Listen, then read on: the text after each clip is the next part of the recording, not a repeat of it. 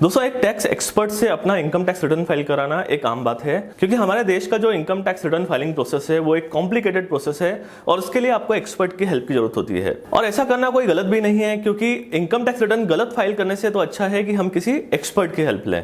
But यहाँ पर मैं आपको एक चीज सजेस्ट करना चाहूंगा कि अगर आप इनकम टैक्स रिटर्न किसी और से फाइल करवाते हैं तो आपको कुछ चीजों का ध्यान रखना होता है, कुछ सावधानियां रखनी पड़ती हैं ताकि आपके साथ किसी प्रकार का फ्रॉड नहीं हो। दोस्तों, मेरा ये वीडियो बनाने का पर्पस आपको किसी प्रकार से डराना नहीं है, मैं आपको केवल कुछ चीजों से अवेयर करना चाहता हूं ताकि इन फ्यूचर आपको किसी प्रकार की परेशानी नहीं हो। पिछले कुछ समय में इस प्रोफेशन में कुछ फ्रॉड पर्सन जुड़ गए हैं जो कि इस प्रोफेशन की छवि को खराब कर रहे हैं। देखा जाए तो ये पर्संस टैक्स एक्सपर्ट्स भी नहीं है और इनके पास कोई क्वालिफिकेशन भी नहीं है। इन्होंने यूट्यूब वीडियो के माध्यम से या फिर कुछ ब्लॉग्स के माध्यम से कुछ केसेस का आईटीआर फाइल करना सीख लिया है और वो क्लेम करते हैं कि वो टैक्स एक्सपर्ट हैं और आपकी पर्सनल इंफॉर्मेशन लेकर उसका ये मिसयूज कर सकते हैं। और पिछले कुछ समय में ऐसे कई सारे केसेस सामने आए हैं। दोस्तों, आज के इस वीडियो में मैं आपको ऐसी 5 टिप्स या सजेशन देने वाला हूं जिनको इंश्योर करके आप फ्यूचर में होने वाले फ्रॉड के चांसेस को कम कर सकते हैं। दोस्तों, मेरा नाम है गौरव और आप देख रहे हैं टैक्स गुरुजी यूट्यूब चैनल, जहां पे आपकी इनकम टैक्स, जीएसटी और पर्सनल फाइनेंस से रिलेटेड आपकी क्वेरीज का आपको सॉल्यूशन प्रोवाइड किया जाता है। तो आइए बढ़ते हैं टॉपिक की तरफ। दोस्तों, मेरा सबसे पहला सजेशन है कि इनकम टैक्स पोर्टल पर आपका पर्सनल कॉन्टैक्ट नंबर और पर्सनल ईमेल आईडी अपडेट होना चाहिए जो कि एक्टिव हो, जिसे आप यूज कर रहे हो। होता यह है कि जब हम किसी टैक्स एक्सपर्ट से अपना आईटीआर फाइल कराते हैं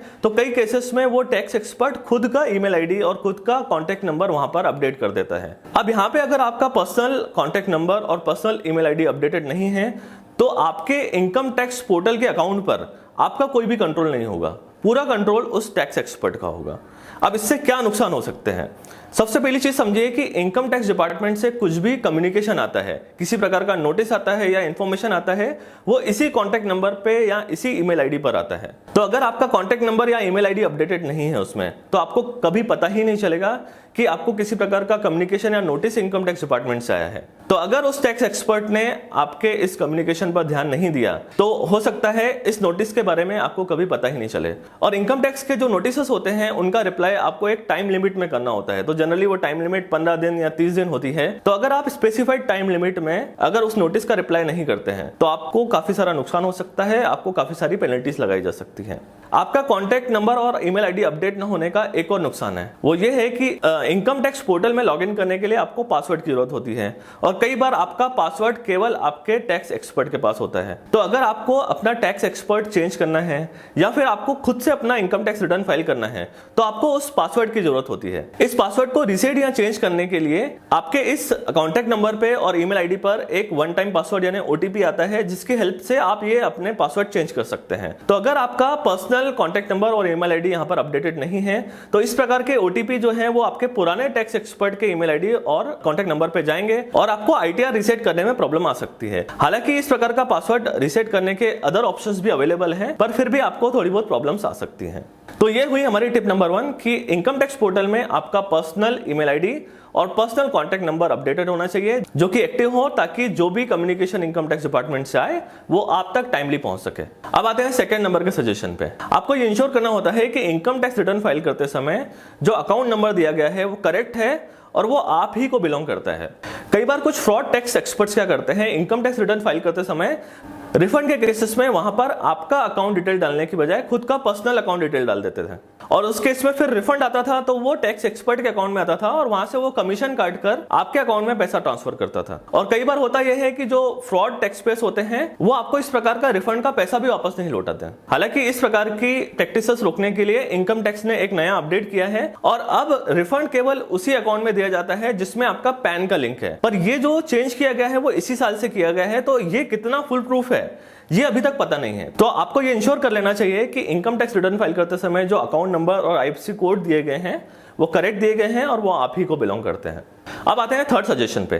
थर्ड सजेशन ये है कि आपके पास आपके इनकम टैक्स पोर्टल का पासवर्ड होना चाहिए। कई टैक्स पेयर्स क्या करते हैं, अपने टैक्स एक्सपर्ट से अपने पोर्टल का पासवर्ड ही नहीं लेते हैं। उन्हें लगता है कि पासवर्ड तो मेरे तो कुछ काम का नहीं है, सारा काम टैक्स एक्सपर्ट को ही करना है, तो पासवर्ड की क्या जरूरत है। बट यहाँ पे आपको बता दूं कि आपके पास पासवर्ड होना काफी इंपॉर्टेंट है। वो क्यों इंपॉर्टेंट है उसका रीजन मैं आपको यहाँ पे बताता हूँ। आपको इनकम टैक्स पोर्टल पर लॉगिन करके कुछ चीजें चेक करनी है। कौन कौन सी चीजें चेक करनी है वो मैं आपको बताता हूँ। पहला तो आप इंश्योर कीजिए कि जो असेसमेंट ईयर का आपने आईटीआर दिया है टैक्स एक्सपर्ट को वो एक्चुअल में फाइल हुआ है कि नहीं। तो वो डैशबोर्ड पर जाकर आप जब इनकम टैक्स रिटर्न्स पे जाएंगे तो वहां पे आप देख सकते हैं कि एक्चुअल में आपका रिटर्न फाइल हुआ है या नहीं हुआ है। दूसरा आपको ये चेक करना है कि आपकी इनकम की सही रिपोर्टिंग हुई है कि नहीं। सही से मतलब मेरा ये नहीं है कि आपको सारी टेक्नोलॉजीज में जाना है, आपको सिर्फ मोटा मोटा चेक करना है कि आपकी जितनी इनकम है उसके अकॉर्डिंगली आईटीआर फाइल हुआ है।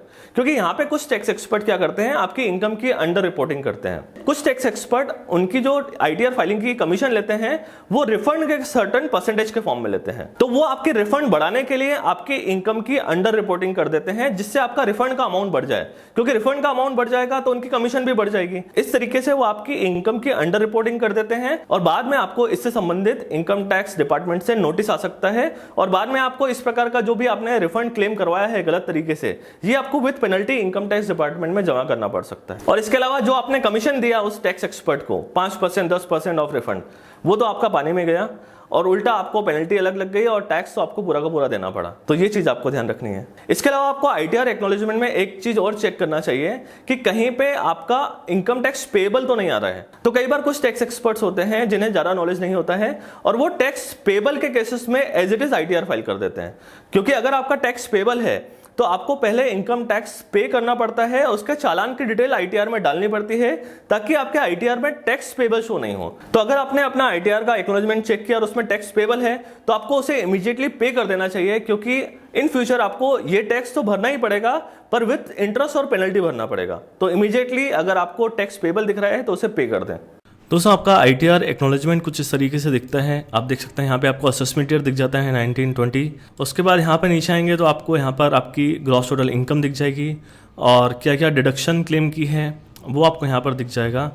और इसके बाद आपका कितना टीडीएस कटा था और कितना उसमें से रिफंड हुआ है, ये सब कुछ आपको इस एक्नॉलेजमेंट में मिल जाता है। तो एक बार आपको ये अपना एक्नॉलेजमेंट चेक कर लेना है और देखना है कि किसी भी केस में आपका टैक्स पेएबल में यहाँ पे कोई अमाउंट नहीं आना चाहिए। जैसे यहाँ पर टैक्स पेएबल 0 आ रहा है। रिफंड आ सकता है अगर आपका टीडीएस आपकी इनकम के प्रोपोर्शन में ज़्यादा कटा है तो उस केस में आपका रिफंड बन सकता है, बट टैक्स पेएबल आपका किसी भी केस में नहीं आना चाहिए। ये आपको इंश्योर करना है, चेक करना है अच्छे से। और यहाँ पे आपको ग्रॉस टोटल इनकम पर स्पेसिफिकली ध्यान देना है।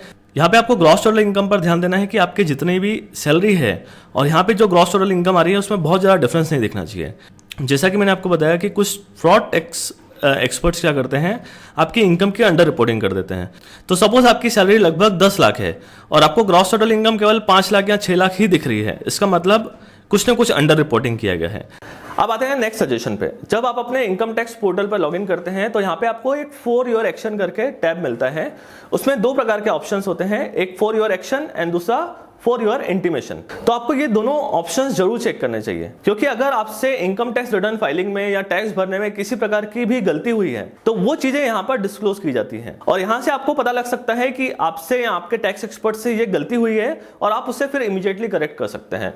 फॉर एग्जाम्पल, आपको किसी कारण से डिमांड नोटिस आया है इनकम टैक्स डिपार्टमेंट से, तो वो यहाँ पर आपको मिल जाएगा और उसमें रीजन आएगा कि आपको ये डिमांड नोटिस क्यों भेजा गया है और फिर आपको वहां पर स्पेसिफाइड टाइम लिमिट में उसका रिप्लाई करना होता है। और अगर वो डिमांड नोटिस करेक्ट है तो फिर स्पेसिफाइड टाइम लिमिट में उस टैक्स का आपको पेमेंट करना होता है। और अगर आप स्पेसिफाइड टाइम लिमिट में ये एक्शंस नहीं लेते हैं तो आप पर इनकम टैक्स डिपार्टमेंट की तरफ से पेनल्टीज लगाई जा सकती हैं। तो अगर आप इन ऑप्शन को चेक नहीं करोगे तो आपको कैसे पता चलेगा कि आपसे या आपके टैक्स एक्सपर्ट से किसी प्रकार की गलती हुई है और आपको क्या एक्शन लेना है?